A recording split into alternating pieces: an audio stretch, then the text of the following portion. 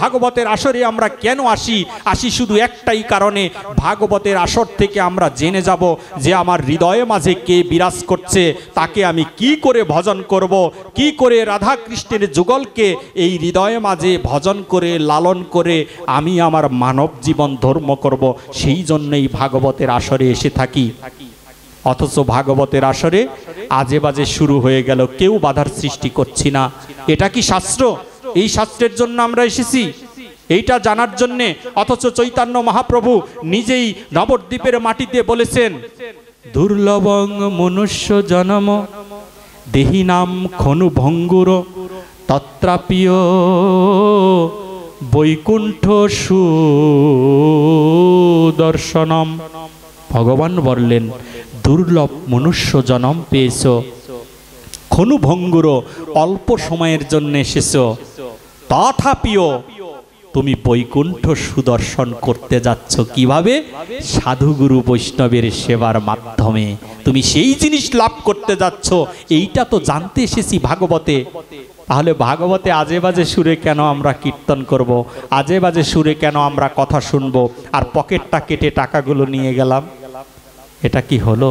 কত লেটেস্ট পদ্ধতিতে টাকা ইনকাম করা হচ্ছে, কেউ বাধা দিচ্ছি না, জেনেও বলতেছি না, এসে বলছি আমার কথা বলছি, এসে বলছি আমার বাড়িতে মন্দির করছি, বাবা আপনারা একটু বড় বড় নোটের ভিক্ষা দিবেন। আমি মন্দির করছি আমার বাড়িতে, আপনি বড় বড় নোটের ভিক্ষাগুলো আজকে ভাগবতী দিয়ে যাবেন। এইটা ভিক্ষা মাগার জন্য এসেছি? এই ভাগবতে একটা কারণে এসেছি, শুধু জন্ম জন্মান্তরে ভিখারি হয়েও আমরা লাভ করতে পারিনি সেই জিনিস যেইটা মহাপ্রভু নিত্যানন্দ মহাপ্রভু আমাদের কাছে দিয়েছেন। সেটা হচ্ছে বৈষ্ণবের চরণধুলি। এই বৈষ্ণবের পদধুলি ভিক্ষা করার জন্যে আমরা ভাগবত সবাই এসে থাকি। যদি তরকারি কিনতে হয় তরকারি বাজারে যেতে হবে, যদি আপনি কাপড় কেনেন কাপড়ের দোকানে যেতে হবে, স্বর্ণ কিনলে স্বর্ণের দোকানে যেতে হবে, যদি কসমেটিক্স কিনেন আপনাকে ডিপার্টমেন্টাল স্টোরে যেতে হবে। আর যদি বৈষ্ণবের পদধুলি আপনি পেতে চান তাহলে সাধুগুরু বৈষ্ণবের সঙ্গ ছাড়া এই জিনিস লাভ করা যাবে না। আজকে যত্রতত্র হচ্ছে ব্যবস্থা, তাই না? কতভাবে নাটক করে, নাটকের অভিনয় করে আমরা এইগুলো নিয়ে যাচ্ছি। অসৎক্রিয়া কুটিনাটি সারো অন্ন পরিপাটি, অন্ন দেবে না করিহ রতি, আপন আপন স্থানে প্রীতি সবাই টানে, ভক্তি পথে বড়ই বেগতি। এই ভক্তি পথটাই বেগতি লেগে রয়েছে। অথচ যেই ভক্তি ছাড়া এই জীবের আর কোনো মুক্তির উপায় নেই। আপনারা তো গোবৎস পালেন, অনেকে দেখবেন একটা গাভী যদি বাচ্চা দেয়, এই গাভীটাকে যদি নদীর ওপারে আপনার নিতে হয়, আপনি নদীর পারে গেলেন, নদীর ওপারে নিবেন, কিন্তু যেই নৌকাটায় উঠাবেন নৌকাটা ছোট, ছোট নৌকায় গাভীটাকে কি করে উঠাবেন? উঠালে তো নৌকাটা ডুবে যাবে। তখন এই গৃহস্থ কি করে? গাভীর বাচ্চাটাকে নৌকায় উঠায়, উঠায় গাভীটাকে ছেড়ে দেয়, আর ওই বাচ্চার লোভে পিছনে পিছনে ঘুরতে ঘুরতে ঘুরতে ঘুরতে নদী পার দিয়ে গাভীটা ওপারে চলে যায়। তদ্রূপ যদি বৈষ্ণবের কৃপা আপনি একদিন লাভ করতে পারেন, এই বৎস স্বরূপ হচ্ছে বৈষ্ণব, এই বৈষ্ণবের পদধূলি যদি একদিন আপনি বক্ষে মেখে নিতে পারেন, তাহলে পিছনে পিছনে ওই ধূলির জন্যে অনন্ত কোটি বিশ্ব ব্রহ্মাণ্ডের মালিক একদিন আপনার বাড়িতে গিয়ে উপস্থিত হয়ে আপনার দরজায় নক করে, গৌরাঙ্গ মহাপ্রভু দেখিয়েছিলেন, দরজার মধ্যে নক করে বলবে, ওরে বোকা আমি তো এসেছি, তুই ভক্ত সেবায় গিয়েছিলি না? তোর ভক্ত সেবার সেই সম্পদ তুই পেয়েছিস না? অযাচিত ভাবে বৈষ্ণবের পদধূলি মেখে এসেছিস।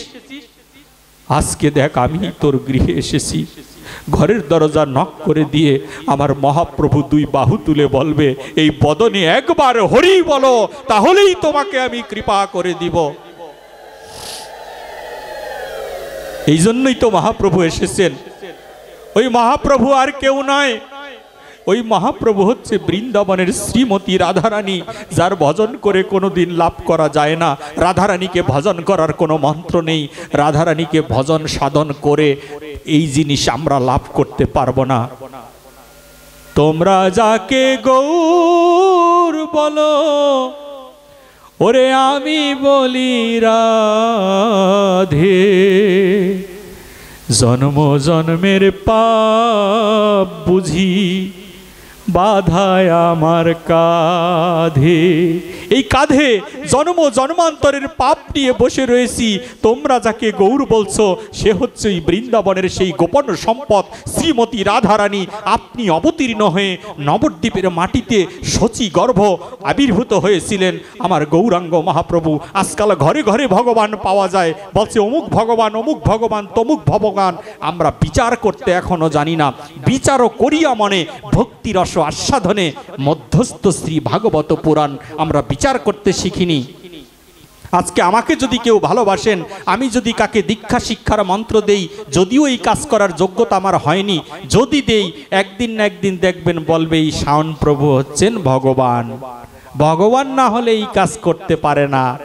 কত মূর্খের রাজ্যে আমরা বাস করছি। ওরে বোকা, ভগবানের কি এইভাবে আবির্ভূত হয়? স্বামী স্ত্রীর যৌন মিলনের মাধ্যমে কোনোদিন ভগবান আবির্ভূত হয়নি। জীবের যৌন মিলনের মাধ্যমে কখনো ভগবান আবির্ভূত হয়নি। রামচন্দ্র হয়নি, কৃষ্ণ হয়নি, গৌরাঙ্গ মহাপ্রভু হয়নি। ভগবান হয়েছেন, নিজে অবতীর্ণ হয়েছেন, কিন্তু যৌন মিলনের মাধ্যমে নয়।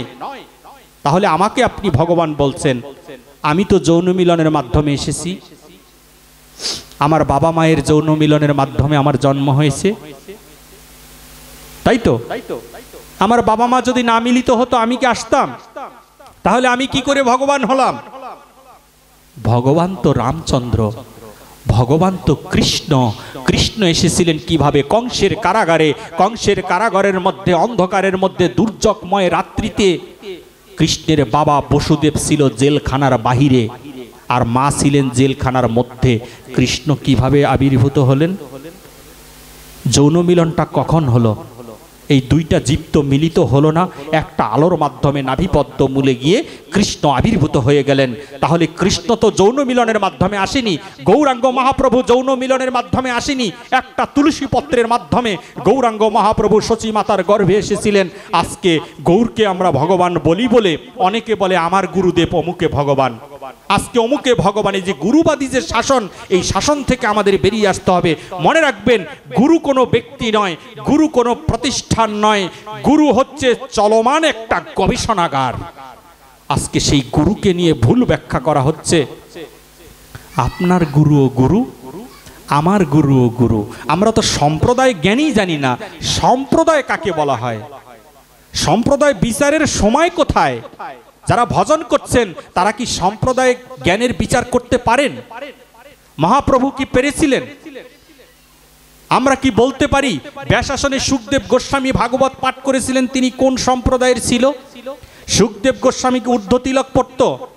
নাকি সুখদেব গোস্বামী গলায় কি রুদ্রাক্ষরের মালা পড়ত? নাকি মল্লমালিকা পড়তেন? সুখদেব গোস্বামী কি পরে ভাগবত পড়েছিলেন? বলেছে সম্প্রদায় বিচার করার সময় কোথায়? বলছে আপনি সাদা তিলক পড়ছেন, আমি কালা তিলক পড়ছি। বাবা চোমার্গে ভজন করছেন, কত বড় মূর্খ আমরা! চিন্তা করুন, এগুলো মূর্খতা। আমরা জানি না বলে অজ্ঞানতা আমাদের ভিতরে ভর করেছে। সেই মূর্খতা এবং অজ্ঞানতার মধ্যে থেকে কখনো সনাতন ধর্মকে এগিয়ে নেওয়া যাবে না। সম্প্রদায় বিচার কখন? শ্রীমদ্ ভগবদ গীতা স্বাভাবিক কোনো জ্ঞান নয়, পারমার্থিক জ্ঞান, এটা জড়জাগতিক জ্ঞান নয়। এই ভাগবত হচ্ছে পরমকে জানার গ্রন্থ। এই ভাগবত যখন, গীতা যখন শ্রী অর্জুন যখন জানতে জানতে জানতে যাকে যখন জানতে পেরেছিলেন, তখন কি লাভ করেছিলেন অর্জুন? ভগবানের বিভূতি রূপ দর্শন করেছিলেন অর্জুন। এখনো পর্যন্ত কোনো না কোনো ভক্ত শ্রীমদ্ ভগবত পাঠ করে ভগবানের বিভূতি রূপ দর্শন করতে পারে। আপনিও পারবেন। আমার কাছে আপনার আসতে হবে না। আপনার গুরুর দেওয়া সেই সম্পদকে আপনি আচরণ করেন। আচরণ করতে করতে করতে করতে হঠাৎ করে দেখবেন একদিন না একদিন আপনার সম্মুখে দাঁড়িয়ে রয়েছে। পাবেনই পাবেন, কোনো মিস নেই, আমি গ্যারান্টি দিয়ে বলতে পারি। এবং এই নিদর্শন বহুত রয়েছে, অনেক নিদর্শন।